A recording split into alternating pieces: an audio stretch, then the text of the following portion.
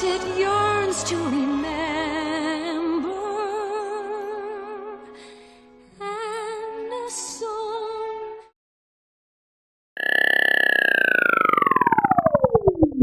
Hello YouTube, I'm the StarChild and welcome to Tentai Kensoku, and welcome to Nostalgia Trip, the main feature of this channel where we explore the realm of nostalgia, where our childhood memories drift in space. Our first stop is the animation plane, and we've got a lot of space to cover, so let's jump on in. What I just showed you was a clip from the 1997 movie Anastasia. Now, you might have thought that this was a Disney movie, but it's actually from critically acclaimed animator Don Bluth, the man who went toe-to-toe with Disney and almost won. The first stop on our journey is the Don Bluth solar system. Now, it's a little smaller than some of the places we'll explore in the future, but it holds a lot of nostalgic value.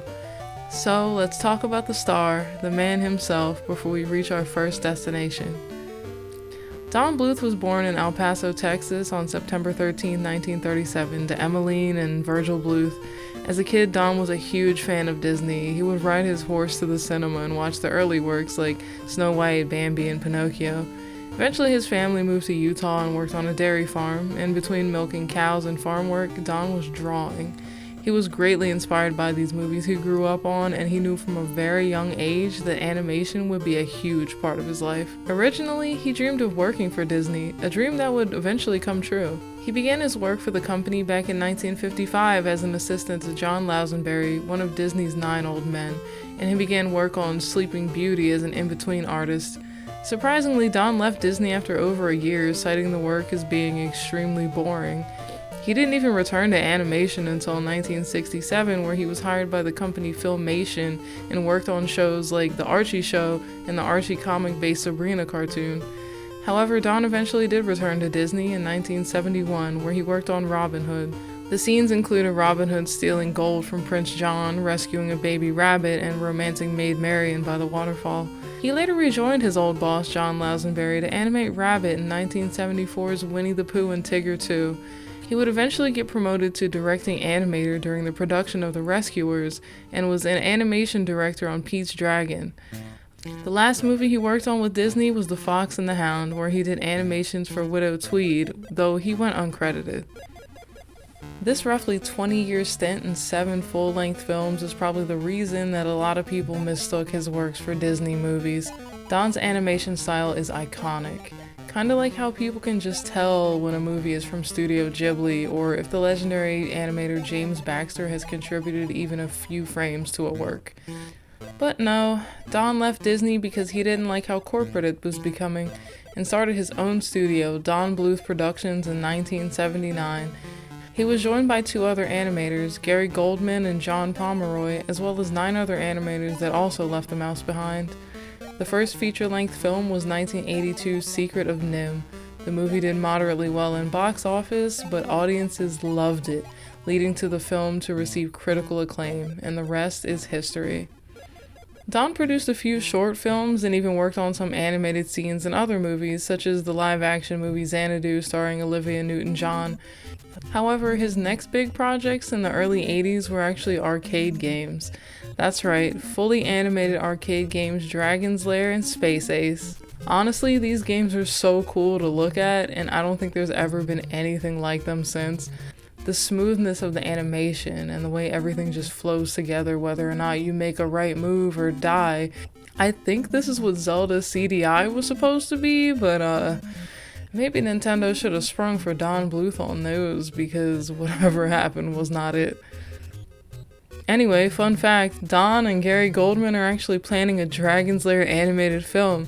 The plan is to fully flesh out the story of Dirk and Daphne, the main protagonists, as well as resurrecting the art of hand-drawn animation. They started a crowdfunding campaign that raised $570,000 back in 2016, but was cancelled for not making enough money by the deadline. However, it was resurrected via Indiegogo, and as of 2018, the project has exceeded $728,000. However, there hasn't been much news since.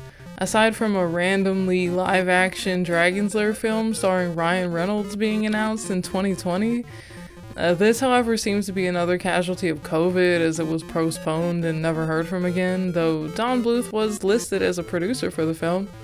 After his stint with game producing, Don teamed up with the legendary Steven Spielberg for two of his biggest and most famous movies to date, An American Tail in 1986 and The Land Before Time in 1988.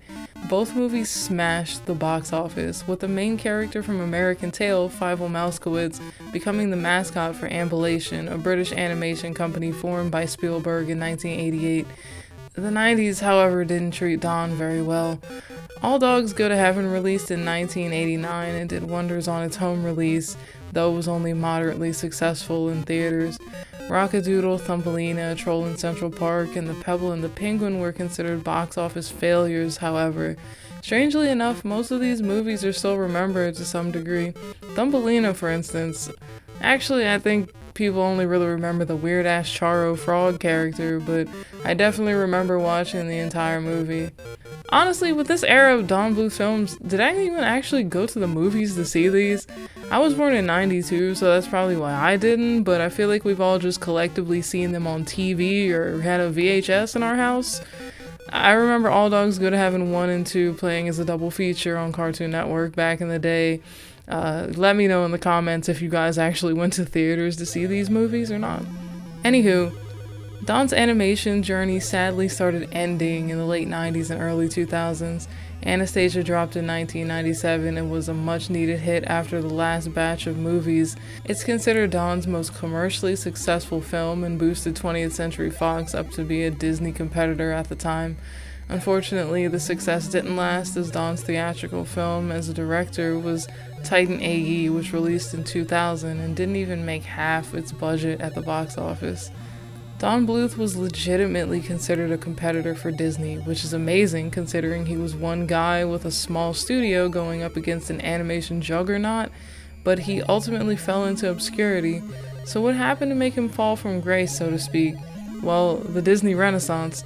I'll talk more about that when we cover Disney, but I don't think a lot of people really understand the significance and the impact of the Disney Renaissance. Hell, it single-handedly gave rise to one of the weirdest nostalgic millennial groups, Disney adults. Now, I'm not really going to talk about that right here and now, but as somebody who was around during the peak of that time and saw all of those movies, you know damn well you're lying to yourself if you don't know the next line to literally any of those songs. If I say bless my soul and you don't at least think Herc was on a roll, you might not actually have one. So we're all a little bit of a Disney nerd to some degree.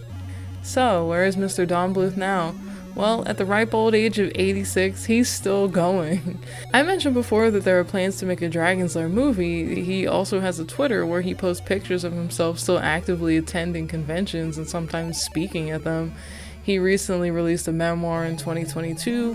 He was teaching online classes for animation in the last few years, and he's hoping to start a renaissance of hand-drawn animation to bring it back. Like Hayao Miyazaki, I don't think Don is ever going to retire soon, and I'm excited to see what he has in store for us. And there you have it. I hope you guys enjoyed a little look at the star of this solar system.